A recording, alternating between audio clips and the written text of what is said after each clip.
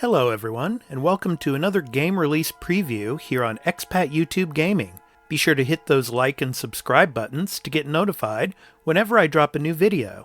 In this video, I'm excited to preview the latest survival horror interactive drama from Supermassive Games, makers of Until Dawn and the two previous games in the Dark Pictures Anthology series, Man of Medan and Little Hope, called ofAshes, which will be the third of 8 planned installments in the series, and will release on October 22nd for Windows, PlayStation 4, PlayStation 5, Xbox One, and Xbox Series X and S.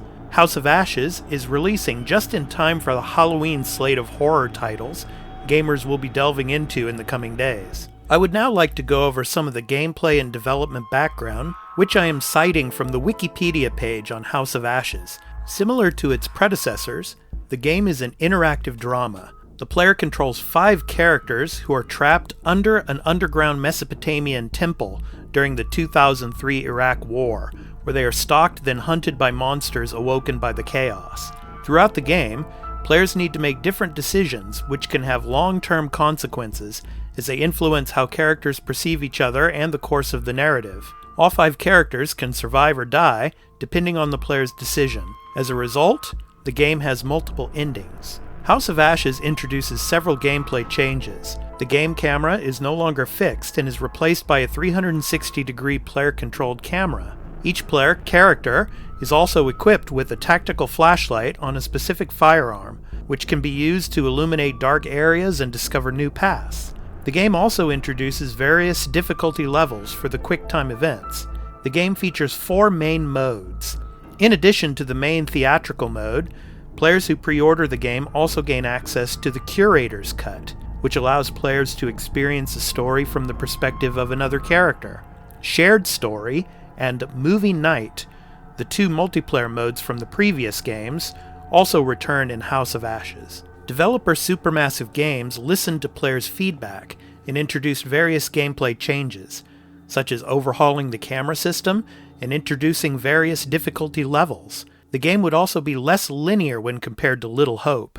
Unlike the previous installments, the monsters featured in the game are not hallucinations, and the team had spent an extensive amount of time designing and motion capturing them. The game was inspired by the story of Nanram Sin, a Mesopotamian king cursed by gods. While the game is set during the Iraq War, game director Will Doyle added that the game was not about war and politics, and the team only chose this as the game's setting due to its story potential.